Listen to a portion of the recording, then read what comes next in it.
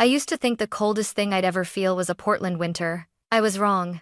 The coldest thing is being shoved out of your own home on Christmas night by your own father.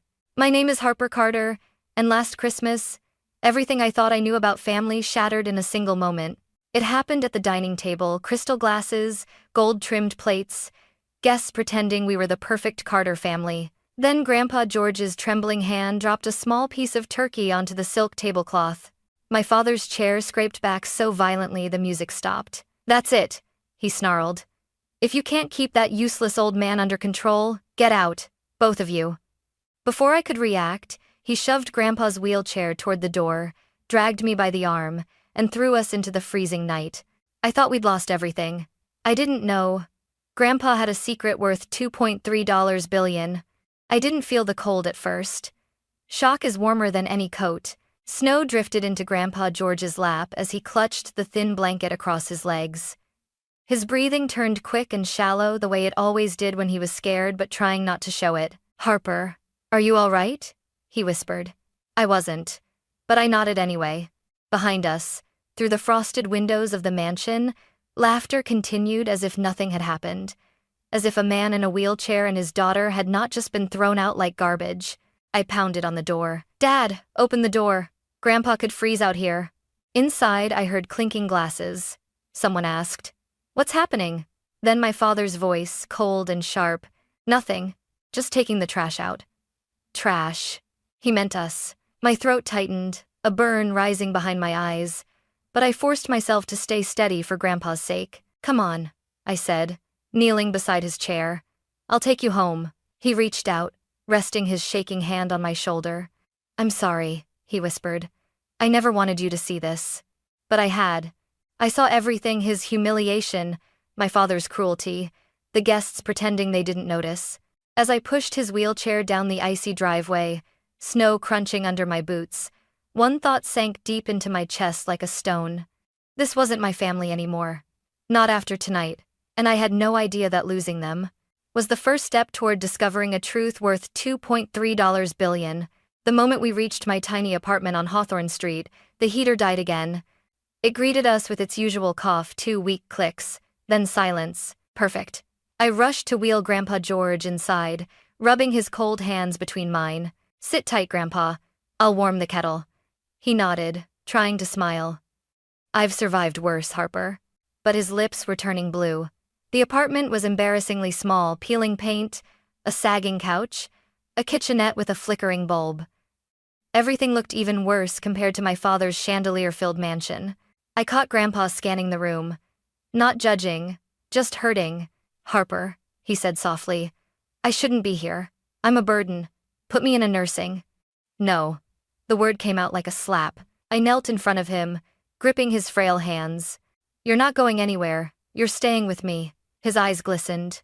That night, I heated leftovers from my shift at the diner, half a roasted chicken and mashed potatoes I'd packed because I knew we might need them. I fed him slowly, watching his hands tremble as he tried to lift the fork. "Harper, you're working too much." "I'm fine." That was a lie. I worked morning shifts at the diner, then stocked shelves at the supermarket until midnight. My legs ached constantly. My hands were cracked from hot water and cheap soap, and sleep came in thin, uneven scraps. But what choice did I have? Rent, medication, food. Everything doubled the moment Grandpa moved in. At 2 a.m., after washing the last dish, I collapsed onto the small cot beside his wheelchair. Grandpa reached down, brushing a loose strand of hair from my face. "You shouldn't sacrifice your life for me," he whispered. I swallowed hard. "I'm not sacrificing anything. You're my only real family." A tear fell down his wrinkled cheek.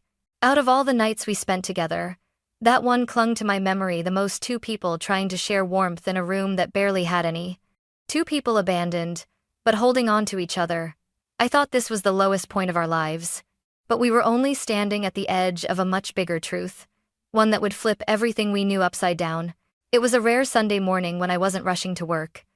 I was washing dishes when Grandpa cleared his throat. "Harper," he said, voice oddly steady. "Can you drive me somewhere today?" I froze. He hadn't asked to go anywhere in weeks, not since Dad threw us out. "Where?" I asked. "You'll see." He sounded different, calm, serious, almost resolute, a tone I'd never heard from him before. I helped him into the passenger seat, buckled his blanket around his legs, then folded his wheelchair into the trunk. When I started the engine, he pointed straight ahead. Go left, keep driving. No address. No hint. Just quiet instructions. We drove past the familiar streets of Portland, past the diner, past the supermarket where I stocked shelves at night, past the small clinic where I got Grandpa's medicine. Then the scenery changed. The houses grew larger, the sidewalks cleaner, the cars sleeker. Grandpa, where are we going? I asked again. He didn't answer, just gently laid a hand on mine. Trust me, Harper. Finally, we reached an iron gate that looked like it belonged to a historic estate. Tall, black, and carved with intricate patterns. I slowed the car. Grandpa, this is someone's mansion. Before I could finish, the gate swung open. Automatically. 2 guards stepped out, straightened their uniforms, and bowed. To my grandfather. My jaw dropped. What the hell is happening? One guard said. Welcome home, Mr. Carter. We've been informed you might return. Return? Mr. Carter? I looked at Grandpa. He just smiled faintly. Drive on, sweetheart. The path beyond the gate was long lined with blooming rose bushes, marble statues, and fountains that sprayed sunlight into shards of rainbow. It felt like we were driving through a dream I didn't remember having. At the end of the path stood a mansion so enormous I thought it was a hotel, at first. White stone walls, red-tiled roofs, arched windows gleaming under the afternoon sun. I slammed the brakes without meaning to. Grandpa. My voice cracked. Whose house is this? He looked at me, eyes warm and impossibly sad. Ours. The front doors burst open. A woman in a black uniform, elegant, severe, rushed out. She dropped to her knees in front of Grandpa's wheelchair as I helped him out of the car. Master George, you're back. Her voice broke. We have waited so many years. Master George? I stared at Grandpa like I was seeing him for the first time. Grandpa, I whispered. What is going on? He placed a trembling hand over mine. Inside, Harper. It's time you learned the truth your father stole from both of us. My heart hammered in my chest. I had no idea, but the life I thought I knew was about to be rewritten from the ground up. The inside of the mansion didn't feel real. Crystal chandeliers glittered above us like frozen galaxies. Marble floors stretched farther than the entire width of my apartment. Dozens, literally dozens of staff lined the hallway, heads bowed as Grandpa's wheelchair passed. Good afternoon, Master George. Welcome home, sir. It's an honor to see you again. I swallowed hard. Grandpa, why are they calling you that? He didn't answer. Not yet. He led me well. I pushed him into a massive office with floor-to-ceiling windows overlooking rolling hills and a lake I didn't even know existed in Oregon. The room smelled like pine wood, leather, and something older, heavier. Sit, Harper, he said quietly. I sat across from him at a mahogany desk the size of my entire bedroom. For a moment, he just looked at me, really looked, his eyes glassy but steady. I should have told you long ago, he began, voice rough. But your father robbed you of the truth before you were even born. My breath hitched. My father? Grandpa nodded slowly. Thomas wasn't always cruel. But greed changes people. And it changed him long before he ever had you. I leaned forward. Grandpa, tell me everything. He inhaled sharply as if pulling air straight out of the past. The beginning of the truth. 40 years ago, he said, I built a company from nothing. Carter Estates Group. Hotels, luxury apartments, timberland, commercial complexes, you name it. He paused, eyes drifting to a framed blueprint on the wall. By the time your father turned 30, the company was worth nearly $1 billion. I made him CFO. I trusted him with everything. My heart dropped. I already saw where this was going. He started leaking deals, Grandpa continued, giving competitors access to our blueprints, funneled money into private accounts, all behind my back. I clutched the arms of my chair. He stole from you? He did worse, Grandpa whispered. He signed documents in my name, forged approvals, buried evidence, and when I confronted him, Grandpa paused, his fingers trembling. He told me the company would be better off when the old man finally dies. My stomach twisted. Grandpa. That night, he said quietly, my car was run off the road. The world froze. What? He nodded. I don't know if it was him. I never had proof. But the timing, the threats, The way he didn't visit me in the hospital? A bitter smile tugged at his lips. I learned to stop asking questions. See, ben, dage present salve and de braid and dege page. I felt my throat close. That crash, that's why you're in a wheelchair? Yes. My hands shook. My father, my flesh and blood, the man who shoved us into the snow, was the same man who shattered his own father's body. And Grandpa had carried that pain alone. The rise from the ashes. But I didn't die, Grandpa said, voice firming. I rebuilt. He pointed to a row of old photographs, grainy images of warehouses, stacks of lumber, men in dusty clothes. This time I kept everything in my name. Quietly, silently. I never used the Carter Estates brand. I built a new empire under different companies, different aliases. He opened a drawer and pulled out a thick folder. Harper, I own 109 properties across the country. Timberland in Montana, high-rise apartments in Seattle, resorts in Colorado, a commercial district in Florida. My pulse thundered. And the portfolio? He added, lips trembling with an almost shy pride. Is worth over $2.3 billion. I stared at him, speechless. You're a billionaire. Not anymore, he corrected gently. You are. I choked. What? He slid a second folder toward me. A will. My name Harper Grace Carter printed across official pages, notarized, signed. I covered my mouth with both hands. But why me? He reached out and touched my cheek, his thumb brushing a tear I didn't realize had fallen.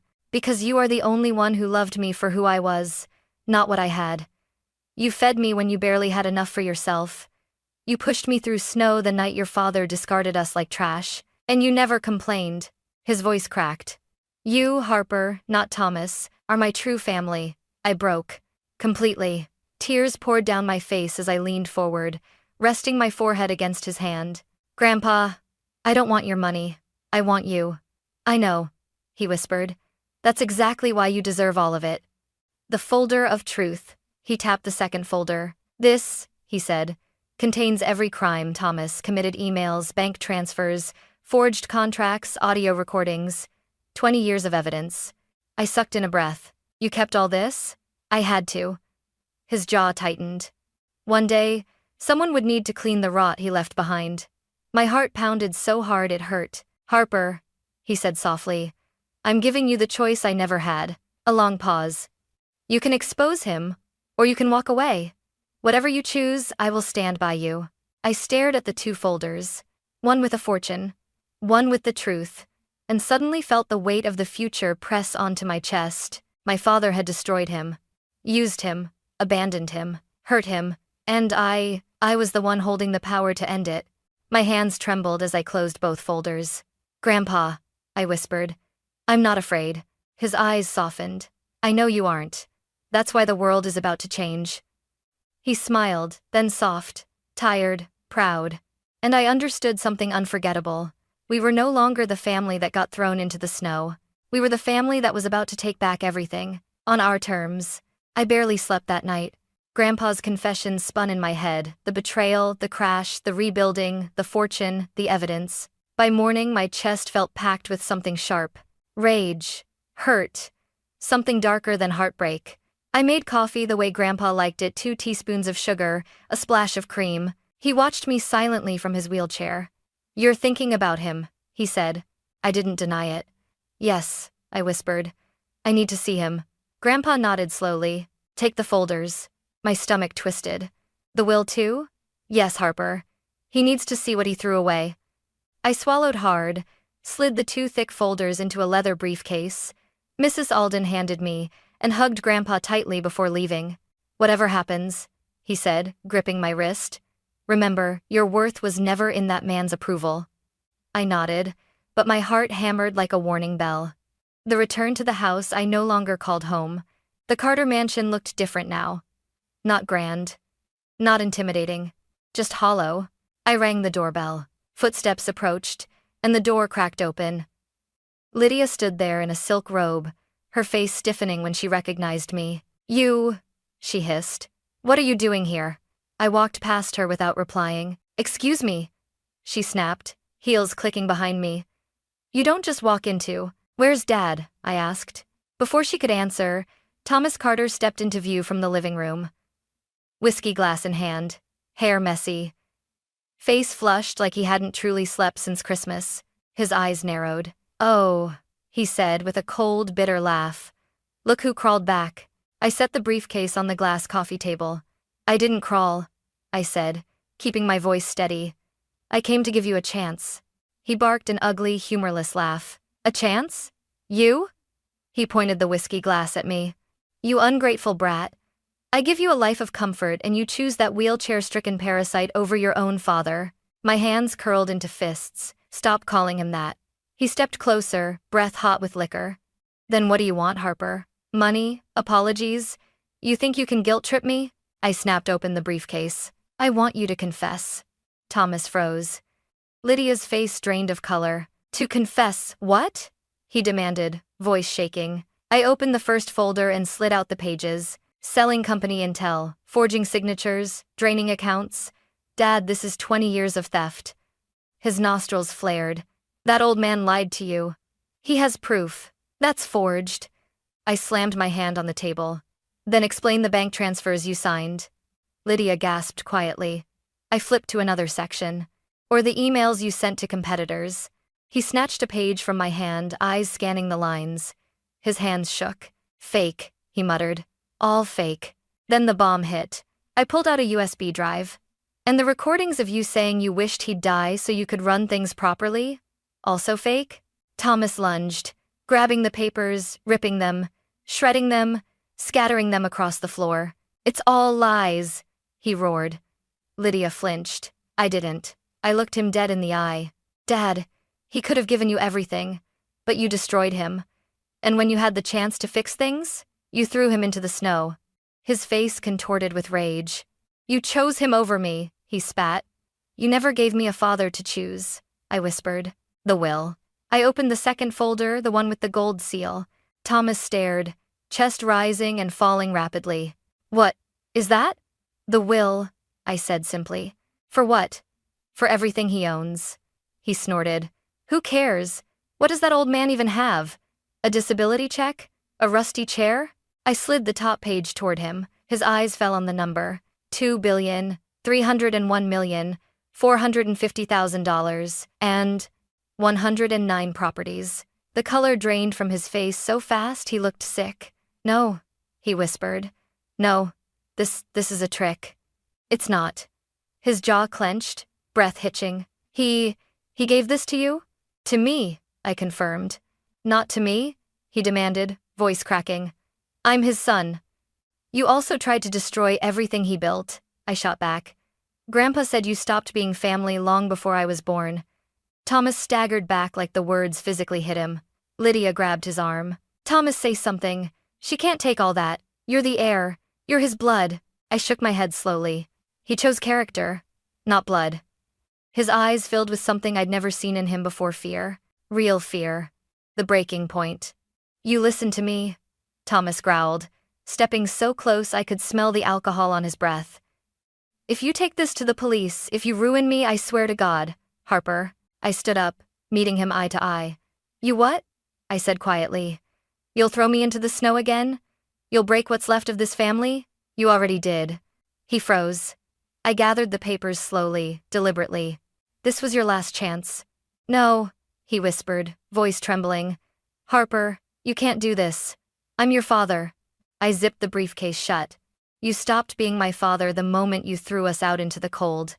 Had is not what I've wanted for and." Lydia sobbed.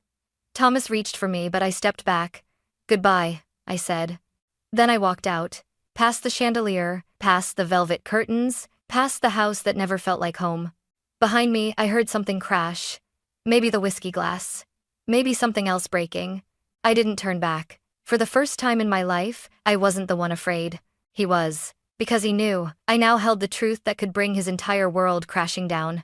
And I was done protecting monsters. I drove straight to the office of my childhood friend, Michael Graves, now a federal prosecutor. The moment he saw the briefcase in my hands, his expression shifted from casual curiosity to alarm. "Harper," he said slowly, "what's in there?" I placed the briefcase on his desk. "Everything," I whispered.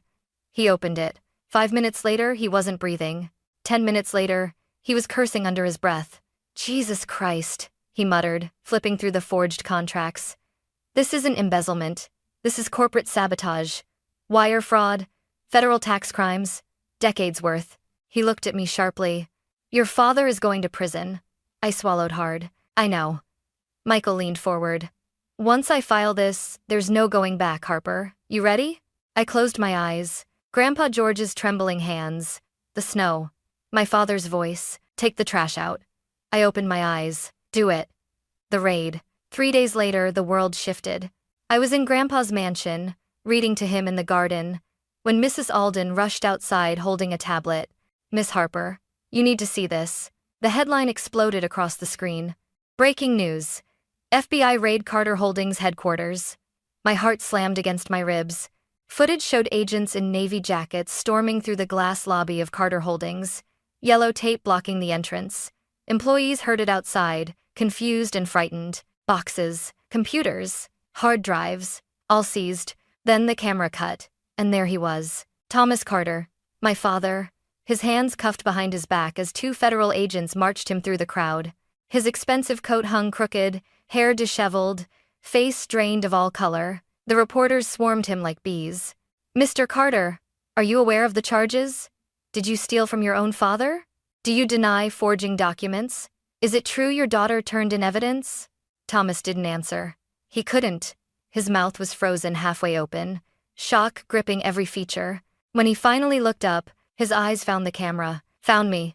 For a split second, his expression twisted rage, betrayal, fear, all tangled into one painful grimace. Then he was shoved into the back of the cruiser. The door slammed shut. Sirens screamed. The camera zoomed in on his empty whiskey glass still sitting on his office desk. The fall of Thomas Carter had begun. The mother steps into the fire. The next day, Lydia arrived at the federal building in oversized sunglasses, wrapped in a designer coat like it could hide her guilt. Reporters were merciless. Mrs. Carter, did you help your husband? Are you aware your home is being seized? Did you lie on tax documents? Do you blame your stepdaughter? Lydia trembled, mascara streaking down her face. She's lying, she cried.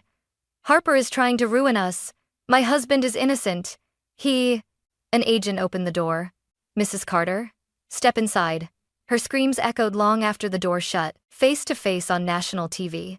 That evening, every major news channel ran the same segment. The Carter empire collapses. They listed everything: fraud, embezzlement, contract forgery, asset manipulation, tax evasion, attempted corporate sabotage. My father's face appeared beneath the captions like a warning. Carter Holdings, all assets frozen, investigation underway, and then, anonymous sources say the evidence was submitted by Thomas Carter's own daughter. My phone buzzed relentlessly. Texts, calls, voicemails. I didn't answer any. Instead, I sat beside Grandpa on the couch as he watched silently, his hands gripping the armrests. When Thomas's mugshot flashed on the screen, Grandpa closed his eyes, not in satisfaction, not in triumph, but in grief. My son, he whispered, voice cracking, could have chosen honesty. He could have chosen family. But he chose greed, Harper. And greed always collapses. I put my hand over his. He hurt you, Grandpa. He hurt us both. You didn't deserve any of it. He nodded, tears slipping down his cheeks. You did the right thing, he whispered. You saved the legacy he tried to destroy. I held him gently as he cried. For the first time, he wasn't crying out of pain, but out of release. The house that once rejected us. That night, I drove past the Carter mansion. It looked smaller. Police cars lined the driveway. Officers carried boxes of documents and equipment through the front door. A large notice was taped across the glass. Property seized by federal order. For a moment, I felt nothing. Then, unexpectedly, I felt sorry. Sorry for the little girl inside me who had once believed her father could be kind. Sorry for the boy my father must have been before greed took him. Sorry for the family we never had. But I didn't stop. I didn't go inside. I didn't look back. I drove home to Grandpa, to safety, to truth, to the life my father had thrown away. And tomorrow would bring consequences no one in the Carter family could ever escape. The trial began 2 months later. Winter melted into a wet, gray spring, and the courthouse in downtown Portland became a second home to me. Every morning, I took Grandpa George in his wheelchair, rolled him down the marble halls, and sat with him on the wooden benches. He insisted on being there for every session. "I need to hear the truth spoken out loud," he said. And he did. The courtroom. The first day, Thomas was escorted in wearing an orange jumpsuit. An orange jumpsuit. The man who used to wear tailored suits and silk ties now looked small, gaunt. Like arrogance had been drained straight out of him. He avoided my eyes, avoided Grandpa's. Lydia sat on the opposite bench, pale and trembling, clutching a tissue so tight it ripped. She had lost weight. Her hair was unstyled. Her hands were shaking. The judge read the charges. Wire fraud, corporate fraud, forgery of financial documents, tax evasion, asset manipulation, intent to sabotage a parent's business. Each word was a nail. Thomas looked like each one pierced his skin. "Michael, my friend." The federal prosecutor stood tall and steady. His voice echoed sharply. "Your Honor, the evidence is overwhelming. It's Skeens and my dare." He played the tapes. He read the emails. He displayed the bank transfers on the overhead screen. He called witnesses, former employees who testified with trembling hands about Thomas's greed and cruelty. Thomas flinched at every recording of his own voice. "The old man needs to die already. I'll take everything when he's gone. Harper doesn't deserve a cent." I heard Grandpa's breath hitch beside me. I placed my hand over his. "I'm okay," he whispered. But his hand shook uncontrollably. The cross-examination. When Thomas's lawyer cross-examined Grandpa, the courtroom held its breath. The attorney leaned forward. "Mr. Carter, given your medical history, isn't it possible your memory of events 20 years ago is confused?" Grandpa stared straight at him. "My body is weak," he said, "but my mind remembers every time my son betrayed me. Some wounds never fade." The room fell silent. I bit down a sob. A broken man. On the fourth day, something unexpected happened. Thomas finally turned toward us. His eyes sunken, bloodshot landed on Grandpa's frail frame. For a moment that hung heavier than gravity, his face cracked. Not with anger, not with denial, but with something raw, shame. He looked down, shoulders trembling. That was the first time in my life I had ever seen my father look human. The verdict. On the seventh day, the judge delivered the verdict. Her voice was firm, relentless. "Thomas Carter, the court finds you guilty on all counts." A gasp rippled through the courtroom. "For your crimes," she continued, "you are sentenced to 22 years in federal prison, without possibility of parole for at least 15. He'll have grieved to be AIDS too in his me." Lydia sobbed into her hands. Thomas swayed on his feet, his mouth slightly open, face drained of all color. Then slowly, mechanically he turned toward us, toward Grandpa. He opened his mouth, and a sound came out that didn't sound like my father at all. A soft, broken whisper. "Dad, I'm sorry." Grandpa closed his eyes. 2 tears rolled down his wrinkled cheeks. But he didn't speak.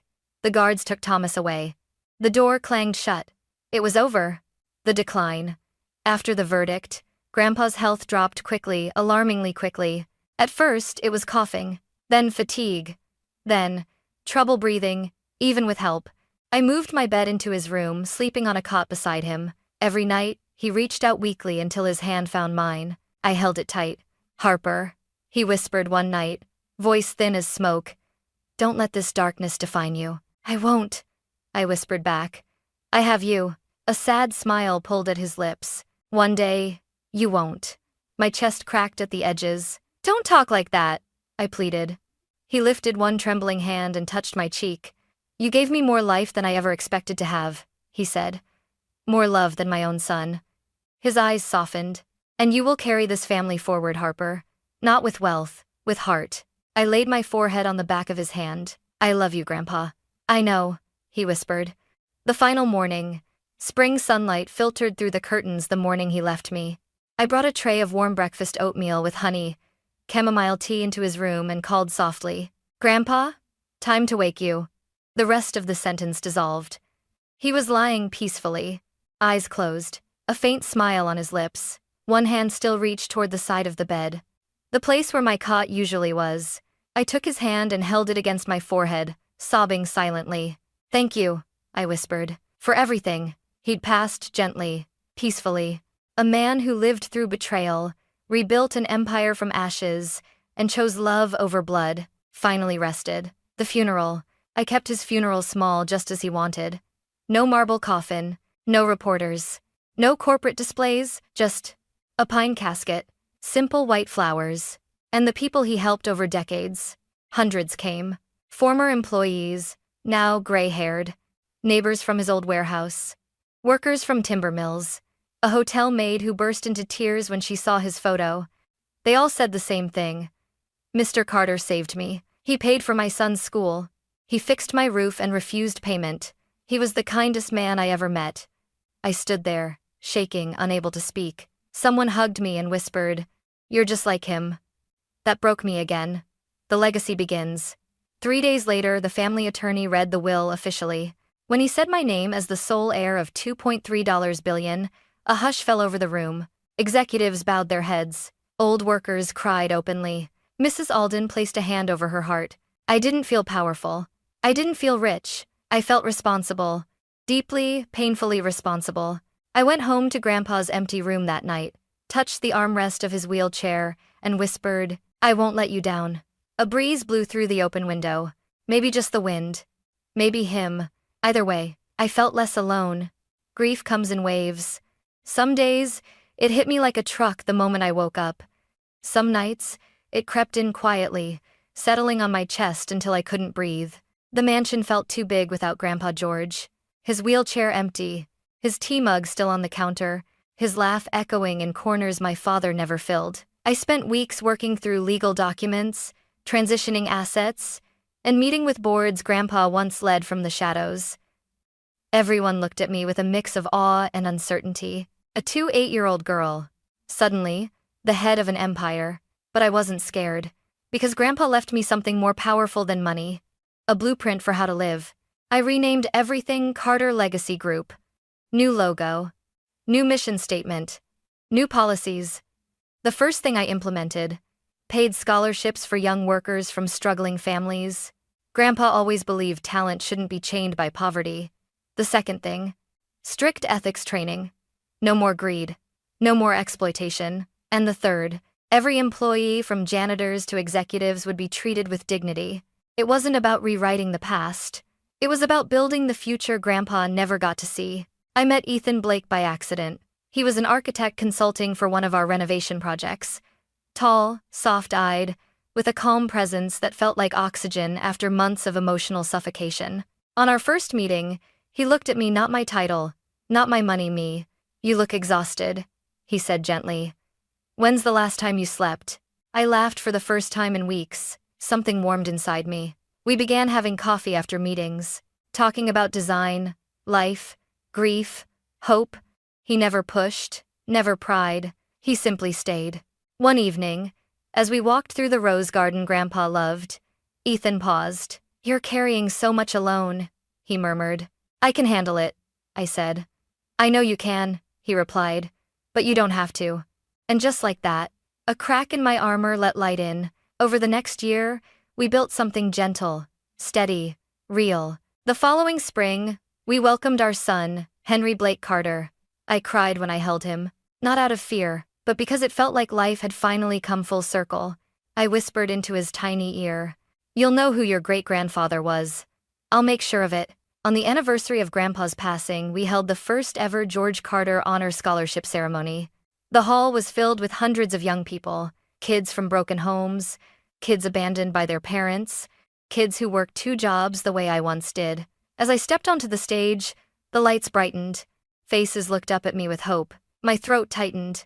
But when I glanced at the enormous portrait of Grandpa, the same soft smile, the same warm eyes, my fear dissolved. I spoke from my heart. Last year on Christmas, my father threw me and my grandfather out into the snow. He shoved a wheelchair-bound old man into the freezing night because he thought appearances mattered more than people. Because he believed kindness was weakness.